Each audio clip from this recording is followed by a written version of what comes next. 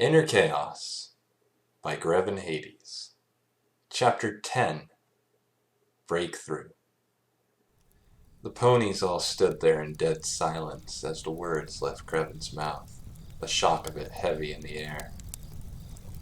They are from what I tried to take my own life. The group stood there frozen with dropped jaws and wide eyes.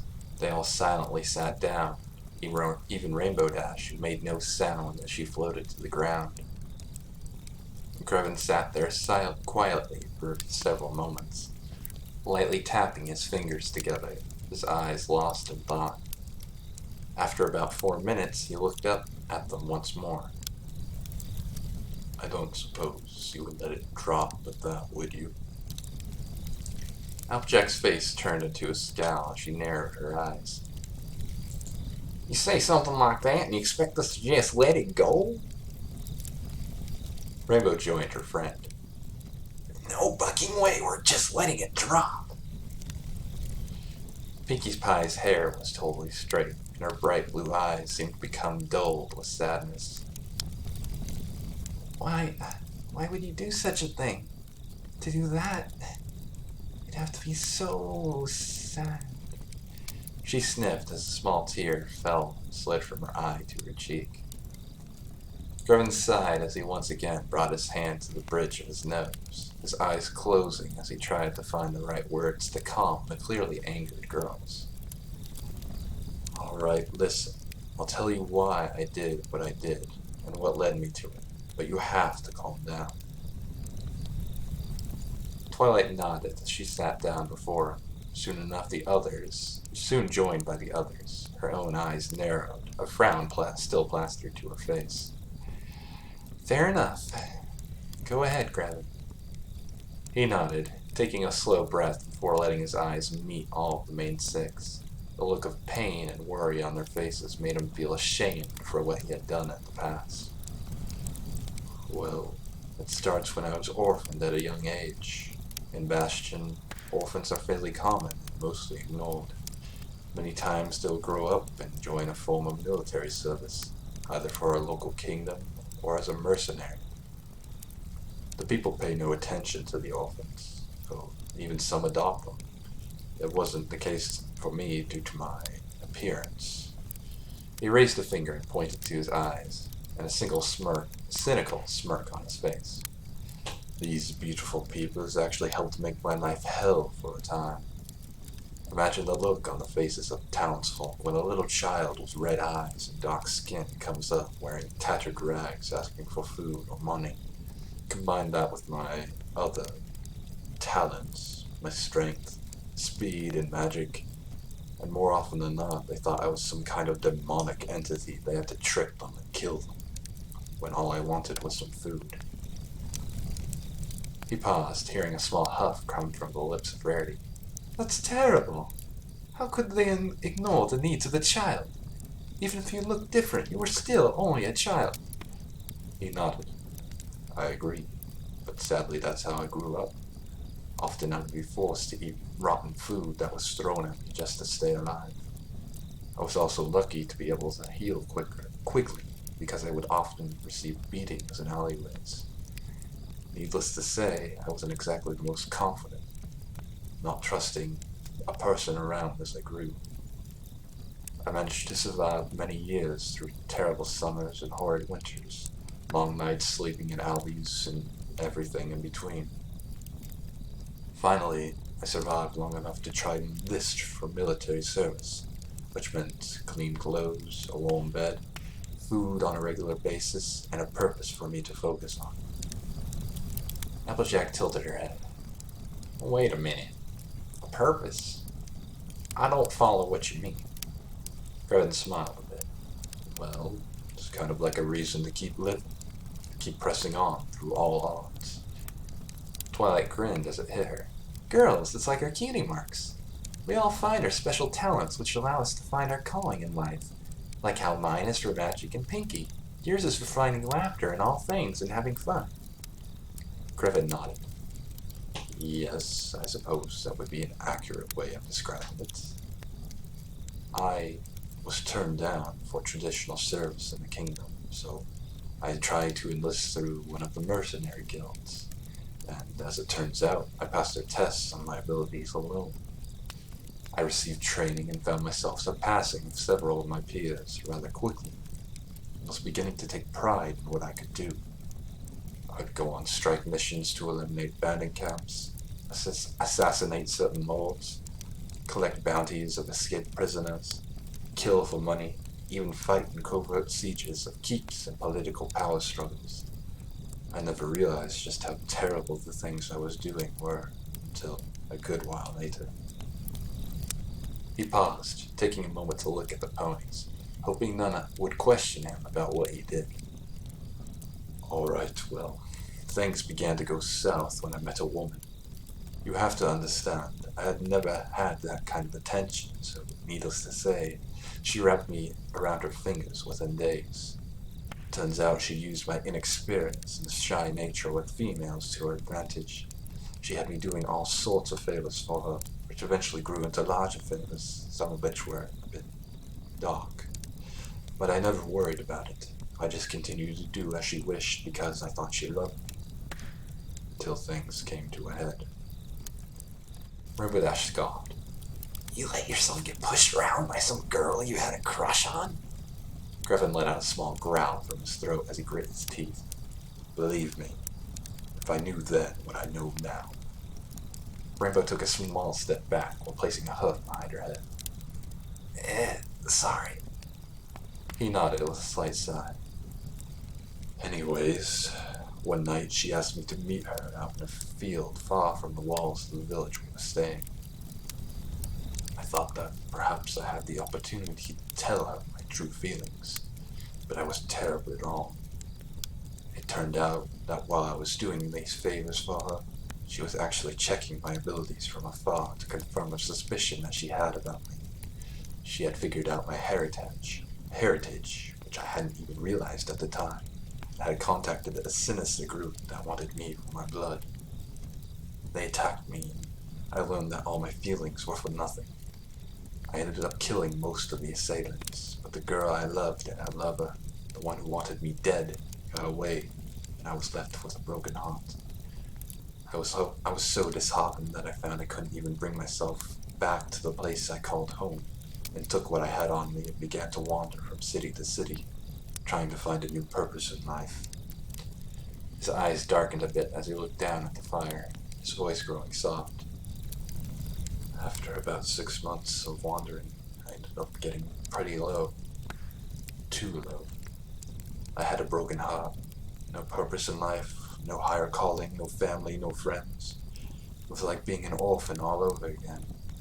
But I could handle myself in a fight now, so after one night, after having several drinks and getting into a few brawls, I found myself with a bloody nose in a back alley. My anger and frustrations at the world came to a boiling point, and I found myself holding my dagger to my wrists and forearms. I had grown to the point that I didn't care about myself in the slightest, and felt that there would be no difference in the world if I were gone from it. He turned his left arm so the scar was exposed and lightly traced his fingertips over it. I hesitated for only a moment before I drove the blade in and began my attempt at ending my existence. The small whimper made him pause and look at Fluttershy, who had tears flowing from her wide cyan eyes. It's so sad. He nodded in agreement. Indeed. But it does get better. He cleared his throat a bit before continuing. I had just finished my second arm and was trying to fall into an endless sleep when I was jolted back to consciousness by a solid hit to my face, followed by a warmth that seemed to surround my arms. I found myself on the ground with a man standing over me. He had bright blue eyes and some tattoos on his bald head. I later learned he was a monk of sorts. He had seen me in my fight and noticed how I fought with nothing to lose, without a care for myself, and it bothered him. He convinced me to tell him my story. Grevin looked up, a smile on his face, his eyes showing some bright light in them for once. His name was Galen, and after he heard everything, he convinced me to join him and become a member of his guild, which, as it turns out, he was in it for the right reasons. I was able to turn things around from there. I had found purpose. We would defend caravans, sending aid to plague-ridden villages, fight off invaders trying to dominate lands, and when we could, we would explore historical ruins to learn about our world's past. That guild was one I was a part of when I was on my quest before I was pulled into Equestria. So, that's the story in a nutshell. He looked at Fluttershy, who had managed to pull herself together. See, I told you it would get better. She smiled a bit and nodded. Oh yes, I'm so glad to see that you're all right now. Pinkie Pie poked her head out next to the cream-colored pony. Her hair had regained its poofy quality, and her eyes shined once more. We all are. I bet you've been on all kinds of great adventures. Grevin nodded. I have, but still nothing quite like this. You all are quite different than the society I grew up in. Very kind, with very little judgment of other beings. Twilight placed a hoof on her chest. We all do our best to represent Equestria. Right, girls? Uh-huh. Absolutely, darling. Oh, yes. Darn tootin'. You betcha. Grevin couldn't help but smile at the ponies. Their bright personalities had begun to worm their way into his heart, and it was somewhat difficult for him to wrap his mind around it. Other than a choice few such as his mentor Galen, he wouldn't allow anyone to get close to him. But these ponies, they did it with ease. Well, I'm thankful that you don't think less of me for what happened in the past. Rainbow Dash grinned. Well, of course we don't. Applejack nodded. Shoot, Shuriku. We know that you're not like that anymore. We are sure happy you're here. Grevin smiled as he felt a yawn overtake his features, a small glimmer of light catching his attention. He glanced over his shoulder to the east and shook his head. Girls, I'm afraid I've made you waste a lot of time with all of this. Here, I've been talking, and now here comes the sun. It's morning. He pointed over his shoulder, where in the distance, shrouded by the leaves of numerous trees, was the rising sun, washing the land in the bright rays of a new day. Reddy smiled at the beautiful colors in the sky as the shining orb rose over the horizon, the purple and orange shades stunning everyone with its beauty. My, Princess Celestia really outdid herself this morning, didn't she? It's simply beautiful. Twilight nodded, her mane bouncing slightly. She sure did, but I guess this means we need to start packing things up and head back home. Pinkie frowned. What? Already? Aww. She suddenly brightened. That means we'll just have to have another party sometime soon. Rainbow Dash flapped her wings and began to rise into the air. Well, I better get to clearing the skies. She brought a hoof to her mouth, covering a large yawn. Oh, so I can get back to my house and take a nap. See you guys later. With a small wave and a solid flap of her wings, she was gone in a blue flash, leaving the others to clean up. Grevin rose to his feet and began to gather up the baskets, being careful to fold them before returning to Pinkie Pie. The others were also talked quietly amongst themselves, gathering up the remaining food and putting out the fire. After everything was put away, he made his way over to where his gauntlets lay and bent down to pick them up, tucking them under his arm, only to pause when he heard silence. No talking, no giggling, just silence. He slowly rose up and turned around to see the remaining mares all smiling at him, their saddlebags over their backs, their bright doe eyes smiling at him. It made him feel a bit uncomfortable. Applejack trotted over, a small smile on her lips. Ready to head back, Grevin? He nodded as he began to reach for his hood. Yes, I just need to put my hood up and get my armor back on. A soft hoof on his hand made him pause. He looked up to see Fluttershy gently holding his hand, a small frown on her face. Please don't. If you don't want to, that is. He blinked, back his surprise. Well, I know you all don't mind my face, but what about the others? Won't they scare other ponies like Apple Bloom or Big Mac? The girls paused a moment before all beginning to laugh, causing a small shade of red to form over his cheeks. Twilight stepped forward, shaking her head a bit. I'll answer that. Apple Bloom is probably one of the most accepting ponies in Ponyville. When Sakura, a pony who looks totally different from us and has a unique way of talking, came to town, Apple Bloom was the first to try and really get to know her. She won't blink twice at how you look, and I think she'll be thrilled to see your face for the first time. Her friends are the same way, so I wouldn't worry about that. As for Big Mac, he's so laid back. I don't think he'll do more than blink a moment before getting back to work. He said nothing, but looked at Applejack, who grinned and nodded in agreement. He frowned, but slowly nodded, letting his hands drop. All right, we'll try it your way. He focused his attention to his gauntlets, only to hear Rarity clear her throat. He looked over at her, only to see her shaking her head. No armor either? Fluttershy lightly shook her head, her mane covering her face for a brief moment. Well, we'd like it if you would consider leaving the armor off. Only if you want to, that is. She looked down a moment before looking back into his eyes. You see, well, we all know that working in the orchard is hard work, and it can get so hot out. Well, we just didn't want you to come down with a case of heat exhaustion. Besides, you don't really need it at the moment, do you?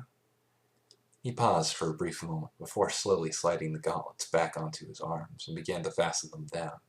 He kept his gaze averted, knowing that the group would be frowning at his actions, but it was very rare for him not to wear his gear. I'm sorry, but perhaps another time. I'll consider it, though. The girls all nodded within a few minutes, and within a few minutes they were trotting their way back to the farmhouse's Sweet Apple Acres. Twilight trotted closer to Grevin as the barn and path leading to Ponyville came into view. Grevin, I was hoping to ask you a question. What do you need, Twilight? He turned his gaze to look at her as she trotted beside him, his own stride slowing a bit to match hers. Well, after learning that your cloak has magic imbued in it, I was hoping that at some point you'd be willing to come to the library in Ponyville and answer a few questions that I have about it. Also, I was hoping to learn about the magic in your world, and how you use it, and possibly run a few tests on you? She quickly beamed as he slowed his step, his mind processing what she had just said. Twilight, I'm not quite sure I heard you correctly. Did you say you want to run tests on me? She chuckled as her eyes avoided his, a sheepish smile on her face. Well, yes, but it's not like it sounds. You're the closest thing to a human we ponies have ever seen. The chance to learn from you, as long as you're okay with it, is too good to pass up. Would you be willing to give it some thought? I promise it won't be a terrible experience. He quietly crossed his arms and brought his right hand up to his chin, not saying anything as he walked on, leading the group to the front gate of the farm. The other ponies were curious as to what he would say. If he agreed, this would mean that he would actually come into town at some point, which would allow him to enjoy everything Ponyville had to offer. After a few moments of awkward silence, several of them had reached the end of their patience. Rarity lightly tapped him on his sides, pulling him out of his thoughts. Well, dear, are you going to answer her? Don't forget, I'm curious about putting magic into clothing, and knowing Twilight, she'll be able to figure out how to do it in no time at all. Ooh, and if you come to town, you'll have to come to Sugar Cube Corner and try all our tasty treats. It'll be awesome. Applejack frowned, seeing her friends pressure him, and she glanced at Fluttershy, who was also beginning to have a look of concern wash over her face. Now hold on there, girls. This is a big deal for her, and we don't want to put too much pressure on them. Let them mull it over and get back to you. Oh yes, that would be for the best. You can't rush things. Meanwhile, Grevin had begun to step back from the 5 ponies as they moved to face one another, watching them debate his potential choice with all manners of valid arguments and opinions. He couldn't help but feel a small smirk come to his lips as he watched them argue back and forth. They really cared about what he did, almost to a fault. The conversation was beginning to get heated when he decided to intervene before things got too far out of hand. He took a deep breath, brought his fist to his mouth, and roughly cleared his throat, causing the 5 ponies to take pause and turn to face him, all their faces showing slightly small shades of red, their embarrassment showing clear as day. He smiled for a moment, which helped them all relax. Girls, I believe I've come to a decision. For the moment, I think it may be best for me to remain out of sight and out of mind. But perhaps in the near future, I will venture into town one night so I can avoid drawing too much attention to myself. He turned his gaze to Twilight, his smile still lingering. Is that a fair compromise? Twilight grinned. Yes, absolutely. Feel free to let me know when you'd like to come by, and I'll take care of all of the arrangements. It shouldn't be too difficult, too. Pinkie Pie popped up from behind Twilight, standing on her back and head, forcing it down while interrupting her mid-sentence. Awesome! We'll have another all-night party then. We'll have all kinds of sweets, play games, tell ghost stories. It'll be a blast! He couldn't help but laugh at the pink pony's antics, and neither could Twilight, who began to laugh and was joined by the others within moments. Well, that settles it for now. He glanced over his shoulders at the barn where Big Mac could be seen wandering into the wide doors, preparing for the work ahead of him for the day. I need to head over to the barn and join Big Mac for today's chores. Fluttershy, Rarity, Pinkie, and Twilight all nodded, saying their goodbyes and heading back to their homes to catch up on their daily chores, and even take a nap, leaving Applejack standing next to Grevin, who closed the gate behind his friend. She had a frown plastered on her face, staring at him intensely as he turned around, locking eyes with him as soon as his back was against the white posts. Seeing her intense stare worried him for a moment, until she broke the gaze with a small smirk. Do you really think I'm going to let you help Big Mac after you spent almost 36 hours awake? He relaxed somewhat and broke into a slow walk, moving past her. Yes, I'm still a guest here. I still need to earn my keep. He paused mid-step when her hoof shot out across his stomach, blocking his path. After he regained his balance, he turned his head and looked at her, only to find her face mere inches from his, eyes showing a hint of determination in them. Oh no you don't, mister. I already know what it feels like from when I had to harvest the apples by myself and Big Mac was injured. A few hours sleep ain't gonna hurt you. He began to step back from the orange mare, the closeness from her making him feel slightly uncomfortable. Applejack, I understand what you are saying, but I'm really not that tired.